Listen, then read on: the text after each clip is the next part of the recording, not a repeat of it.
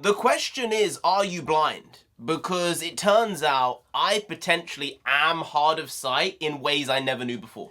You know what? I don't like the question, but you are correct. Yeah. Gotta do fact of the day though. Page number 210, fact number 3. Cartwrightia. Cartwrighty is a scarab beetle by Oscar L. Cartwright. As you are not supposed to name a species after yourself, he claimed to have named it after his brother. Hey, NarendraTheComic. Nonsense, eh? Yes, and right now we're going to be doing a review of episodes 5 and 6, or 6 and 5 of Daredevil Born Again. And I say that because we went into this hyped. We were saying, oh, this is going to be a big one. It's a short episode, but I'm sure it's going to be impactful. We watched the full episode. Click out of it, and I just scroll up to the beginning of the Disney Plus screen. Nonsensei looks down and goes, hang on a damn minute. Scroll back down. Something ain't right. I didn't see it even after scrolling back down. She went, this doesn't make sense. And I said, what do you mean? What you talking about, Willis? Apparently, we ended up watching episode 6 before episode 5. And then once we found that out, episode 6 made a little more sense. Because going through it, we thought to ourselves,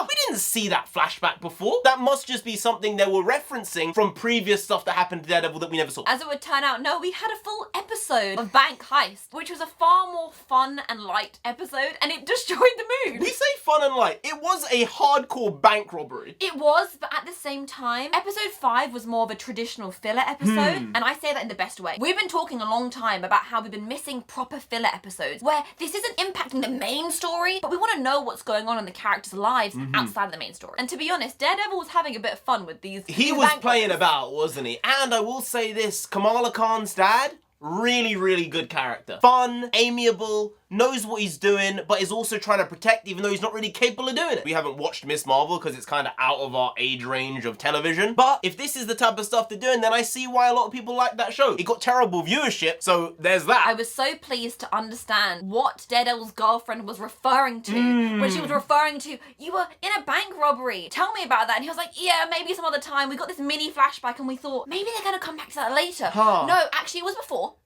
And we just didn't see it.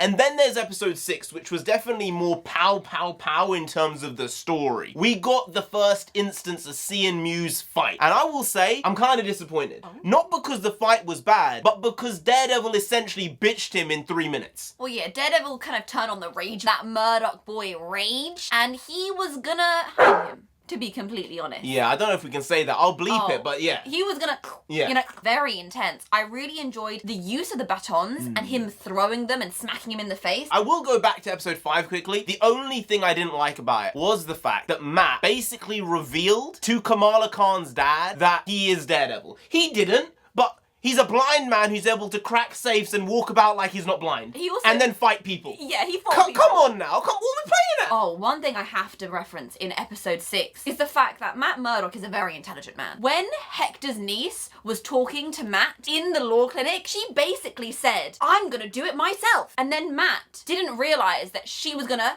do it herself. And it came as a surprise when he got that call from the aunt to be like, I don't know where she is. Which was also terrible voice acting on the phone. I will have to tell you this. This was absolute garbage. One thing I did enjoy was the directing. The cutting between the shots of Fisk and Daredevil as they were fighting, as they were figuring out who they are in these moments. Reverting back to their original selves, who they truly are as people, because Fisk has been going away from the brutality, but Matt has been going towards it, but they've actually gone back to the true characters that they are. Matt saying, no, saving this person is worth more than killing Muse. And, you know, you got Fisk on the other side just beating this guy to a pulp. But he didn't get him. He didn't get him. He didn't get him in But the why end. didn't he get him? Because he wants to go beat him again. Correct. That's why. That's correct. He said, if I do this now, I only get 1 hit out of this. Otherwise, I can do this for the next 3 months. That's true. That's even more sinister in some ways. It is. Also, Daredevil's girlfriend, I like her a lot. She just has this charm and charisma about her on screen. Believable. I buy the chemistry. I actually buy the chemistry with her and him more than with Karen and him.